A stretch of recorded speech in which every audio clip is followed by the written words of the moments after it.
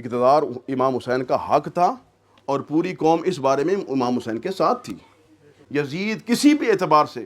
اقتدار کے قابل نہیں تھا۔ کوفے سے بھی لیٹر آنا شروع ہو گئے، بصرے سے بھی لیٹر آنا شروع ہو گئے۔ امام پاک امام حسین علیہ السلام مکہ شریف میں ہیں تو آپ نے یہ ذہن بنایا کہ اب مجھے ان خطوط کا جواب دینا پڑے گا۔ سید نعیم الدین مراد آبادی انہوں نے فرمایا کہ اب اگر امام حسین علیہ السلام ان لیٹرز کے جواب میں کوفہ نہ جاتے تو خدا کی بارگاہ میں وہ پوچھے جا سکتے تھے۔ اب جب یہ لیٹرز آ گئے ہیں کہ آپ نے آنا ہے اور یزید طاغوت سے ہمیں بچانا ہے، پھر حسین علیہ السلام ڈیوٹی سمجھتے تھے اب مجھے جانا ہے اور جا کر کھڑے ہونا ہے۔ اقتدار امام حسین کا حق تھا اور پوری قوم اس بارے میں امام حسین کے ساتھ تھی۔ یزید کسی بھی اعتبار سے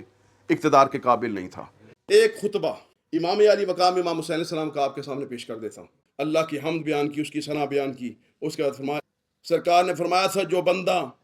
ظالم بادشاہ کو دیکھے جو اللہ کے حرام کو حلال کر رہا ہے،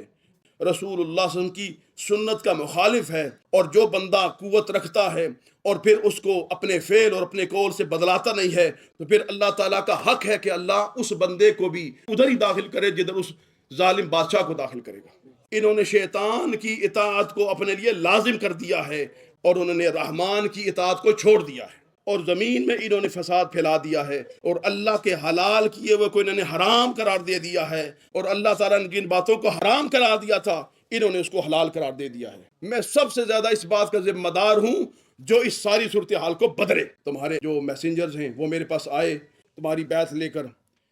اگر تم اپنی اس بیعت کو جاری رکھو اور اس پر پہرا دو تو تم ہدایت کو پاؤ گے، اگر تم اس بیعت پر ساتھ رہو گے تو تم سمجھو پھر میری جان تمہاری جان کے ساتھ ہے،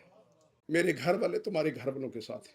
تمہارے لیے میری ذات میں نمونہ ہے۔ اگر تم یہ بات نہ کرو، اپنی بیعت کو جاری نہ رکھو، تو تمہارے لیے کوئی یہ نئی بات تو نہیں ہے۔ جو عہد توڑے گا اس کے عہد توڑنے کا بوجھ اس کے اوپر اپنے اوپر ہوگا۔ اللہ تعالیٰ مجھے تم سے غنی رکھے گا، مجھے تمہاری کوئی ضرورت نہیں ہوگی۔ یہاں حضرت جناب زہیر بن الکین کا یہ جملہ لکھا ہوا ہے کہ حسین یہ لوگ تجھے چھوڑ بیٹھے ہیں، ابن فاطمہ اگر یہ دنیا ہمیشہ کے لیے ہوتی اور اس ہمیشہ کی دنیا میں ہمیں جنت مل رہی ہوتی، لیکن ہمیں کہا جاتا کہ یہ ہمیشہ کی جنت لے لو یا حسین کے ساتھ زخم لے لو، تو خدا کی قسم تیرے ساتھ زخم لینے پر ہم راضی ہوتے۔ یہ وہ پہلا خطبہ ہے جو سفر کربلا میں امام حسین علیہ السلام نے دے کر اپنے راستے جدا کر کے بتا دیا کہ میں کوئی اندھوں کی طرح نہیں جا رہا،